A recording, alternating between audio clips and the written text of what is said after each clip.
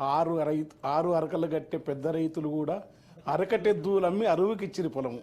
పేడ ఎరువు లేక భూమి సారం పోయి చూడ సక్కని నేల మూడు వారిపాయ్. తేమ ఉండు దగ్గిన భూముల్లో సీమ కంపలు మెరుగెరా.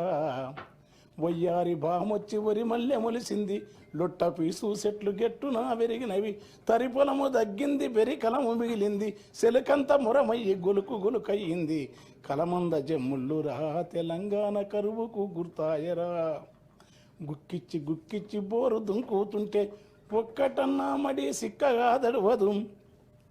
వంకాయ తోటేసి నొట్టి పోయిందిరా, మిరపనాటుకుంటే వరుపైనాదిరా.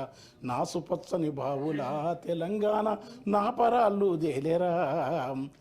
కంటే కానుపు కొరకు సస్తె బొంద కొరకు ఉలస పోయిన జనము వచ్చిపోతుంటారు. సావు పుట్టుకల మధ్య తప్పని పెళ్లికి ఇండ్ల సున్నాలేసి ఎగురంగ చేసేరు.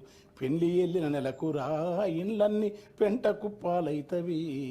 దగ్గు దమ్ము టీబీ కక్కుడా బేదులతో 30 ఏళ్ళక ఈడ ముసలితనమొస్తాది. నెలకు 3కు పైగా పీనుగలు లేవంగా పల్లె చుట్టూ పాడే కట్టెలు బూడిదాయే. ఇల్లుళ్ళు శోకాలతో తెలంగాణ తెల్లారిపోతుందిరా.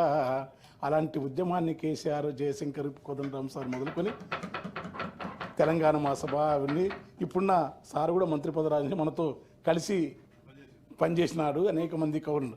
అది వచ్చిన తర్వాత ఆ రైతాంగం ఏ తీరుగా అంటే మొక్కొస్తుంది కాదు. గలగల గల కాలువలల్ల మిలమిల సెందమామ చేతి కందినట్టు మనసెంతకొచ్చినట్టు ఎంతలింత మార్పు ఏది కేసీఆర్ చూపే ఈ తూర్పు అని ఒక సూర్యకాంతి చూపినని రాసినాను నేను.